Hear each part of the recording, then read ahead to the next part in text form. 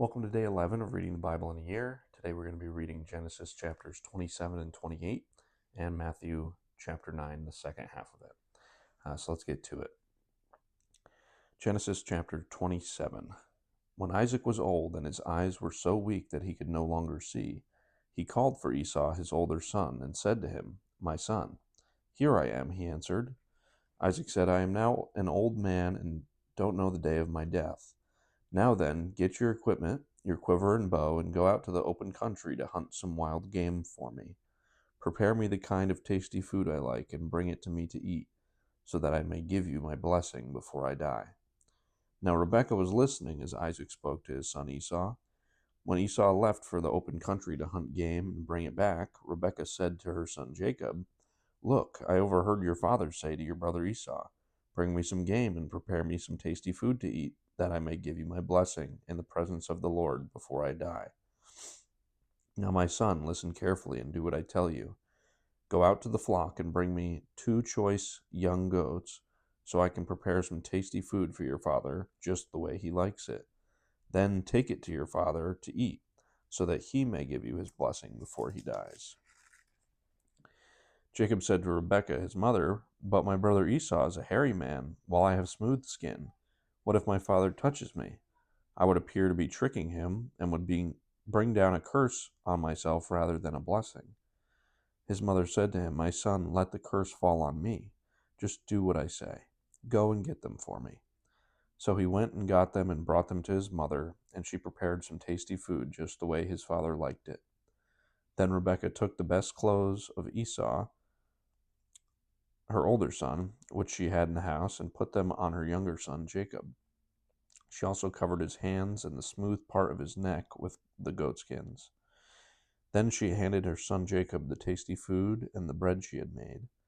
He went to his father and said, "My father?" "Yes, my son," he answered. "Who is it?"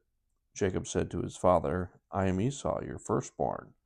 I have done as you told me. Please sit up and eat some of my game, so that you may give me your blessing." Isaac asked his son, "How did you find it so quickly, my son?" "The Lord your God gave me success," he replied. Then Isaac said to Jacob, "Come near so I can touch you, my son, to know whether you really are my son Esau or not." Jacob went close to his father Isaac, who touched him and said, "The voice is the voice of Jacob, but the hands are the hands of Esau." He did not recognize him, for his hands were hairy like those of his brother Esau. So he proceeded to bless him. "Are you really my son Esau?" he asked. "I am," he replied. Then he said, "My son, bring me some of your game to eat, so that I may give you my blessing." Jacob brought it to him, and he ate, and he brought some wine, and he drank. Then his father Isaac said to him, "Come here, my son, and kiss me." So he went to him and kissed him. When Isaac caught the smell of his clothes, he blessed him and said, "Ah, the smell of my son is like the smell of a field that the Lord has blessed. May God give you heaven's dew and earth's richness, and abundance of grain and new wine. May nations serve you and peoples bow down to you. Be Lord over your brothers, and may the sons of your mother bow down to you.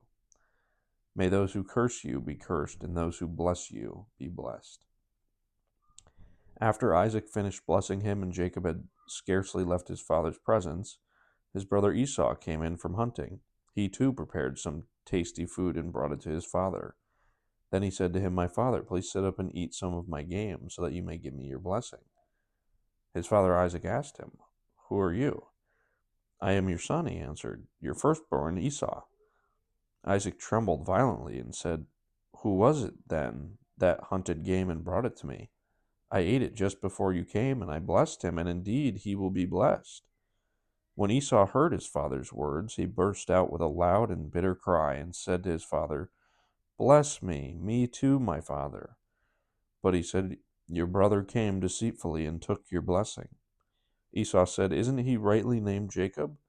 This is the second time he has taken advantage of me. He took my birthright, and now he's taken my blessing."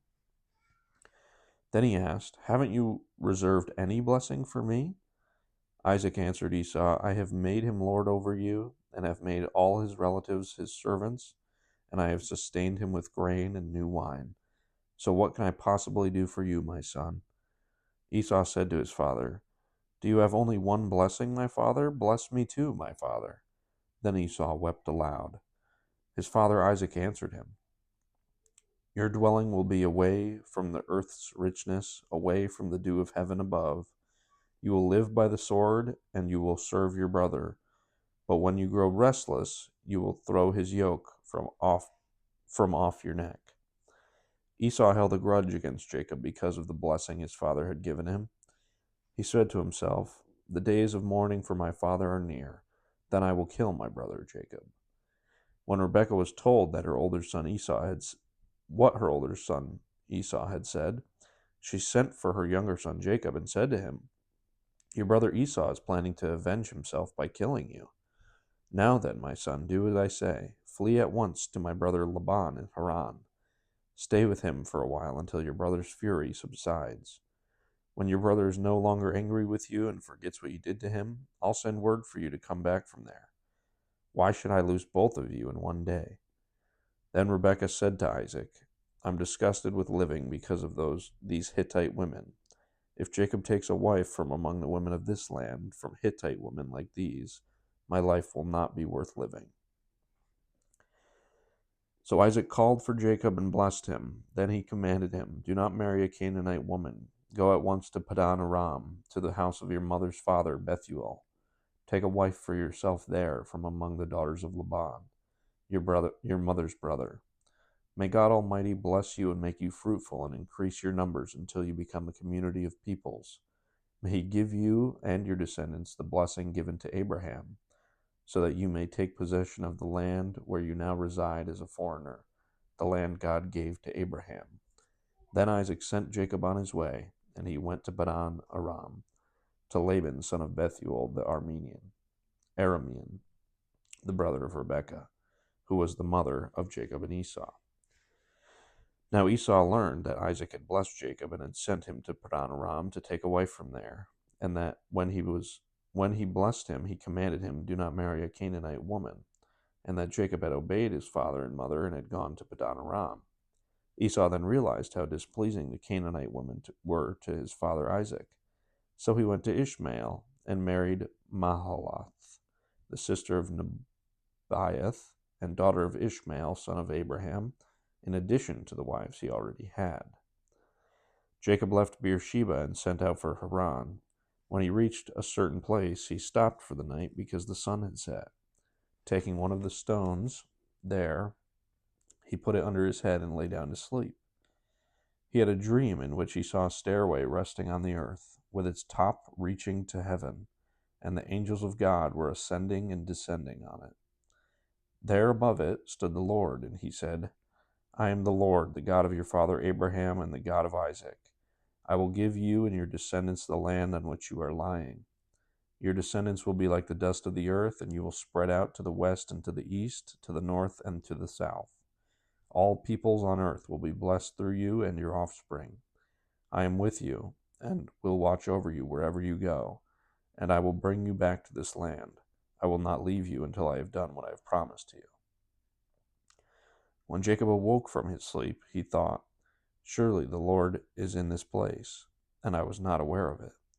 He was afraid and said, "How awesome is this place! There is none other than the house of God. This is the gate of heaven." Early the next morning, Jacob took the stone he had placed under his head and set it up as a pillar and poured oil on top of it.